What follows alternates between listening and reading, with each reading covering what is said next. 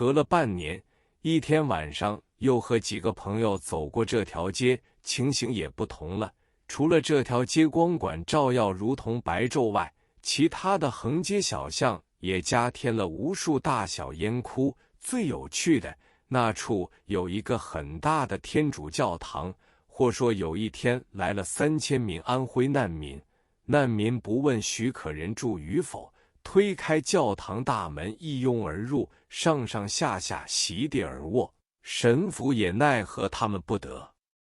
起初神父们还设法加以照料，谁知道这班人并不是难民，而全是烟民，疑似占领成功，摊开席铺就地吸毒，弄得整个教堂全是鸦片、吗啡、红丸和白面的气息，神父只得望天兴叹，束手无策。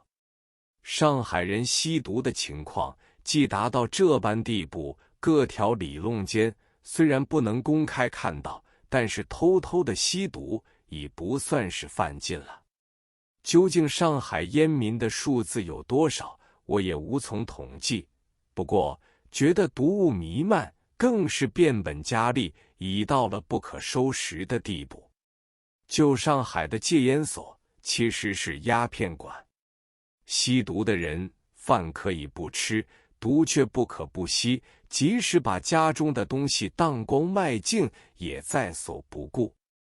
这样跟着惨事就发生了。冬令的上海天气很寒冷，北风一起，这种人就冻僵了，只要冻上几个小时就会死去。所以到了冬令，每天早晨每2-3条马路上总可以见到几个被冻死的瘾君子。各条马路总结起来数目很惊人，弄得租界当局也无法处理，只好拨出款项交由蒲善山庄办理，南市华界交由同仁府元堂办理收尸工作。这2家善堂都有几辆巨大的黑箱大卡车，每天早上就分区巡视，见到这种尸首骨瘦如柴，一束束塞进车厢，一辆车子可以塞70-80具尸体，运到郊外埋在掘好的大坑中。这个地方俗称化人滩，就是说把人化为乌有，报纸上的名字称为万人冢，实际何止1万人。蛇鼠一窝，你争我夺。我和他们分手之后，盛文仪每星期都有1-2次照验，地点都在虹口。我总是推脱不去，经过几次之后，他再也不派请帖来了。不过那位潮州人翁某却常常带着他的太太来看病。他说，你不肯入局，我们有几个小兄弟都感到失望，明知你做医生还过得去，但是医生的收入能有几何？俗语说马无夜草不肥，人无横财不发，你何苦要拒人于千里之外呢？我说，这件事情将来吃手枪有份，后果不堪设想。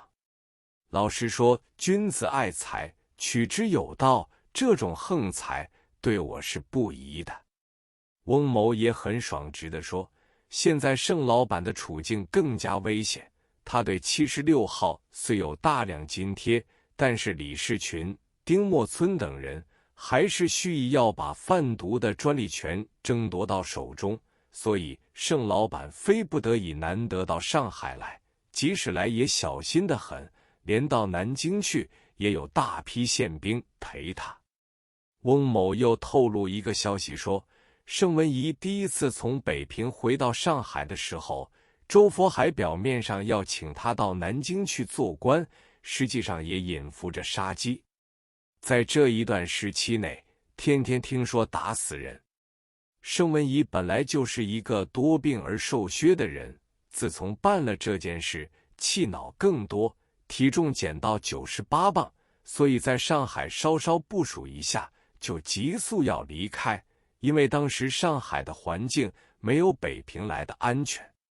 隔了一段时间，盛文仪又到上海，我碰到翁某，他对我说，盛老板还提起过你，听说你在办人寄育婴堂，他想捐10万元给你。按出师币制还没有动摇，10万元的数字是很大的。我对翁某说，人寄育婴堂接收的弃婴日多，开支机繁，但是现在由国际救济会捐助了大批奶粉，情形就好转了。如果接受了盛先生的捐款，一定引起仁济善堂董事会的反对，我反而要受到各方面的指责，但他的好意我很感激。不久，果然有人送来一张10万元的支票，票面不具名，只要我们写无名氏就算了，别人都可遮瞒。但我心知肚明，这是盛文仪的钱，总觉得忐忑不安。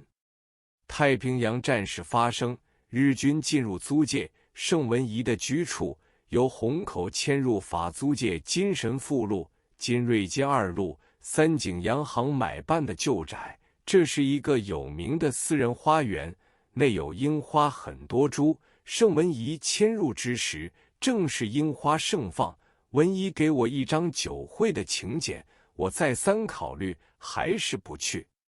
后来知道，这一天到的来宾有1-2千人，但是盛文仪始终未露面，托辞有病。从这件事情看来，盛文仪还是怕有人乘机会暗杀他。过了不久，翁某又来看病，他开口就说大事不好了。我问他什么事，他说盛文仪的后台是兴亚院，鸦片和其他毒品都是由蒙江政府供应的。最近日本皇室致富宫派了一个贵族院的议员团来考察占领区情况，他们回国之后报告说，兴亚院委托盛文仪包销烟土，这是日本政府的耻辱。这种贩毒的事情应该让中国各地地方政府自行办理，如北平临时政府、南京的汪政府等，这样这种耻辱才不会连累到日本人的面子。此项建议果然为日本首相所采纳，所以现在日本方面来了一道命令，弘济善堂要从速关张。这件事情来势汹汹，连兴亚院都没有办法，看来盛老板只好放手不干了。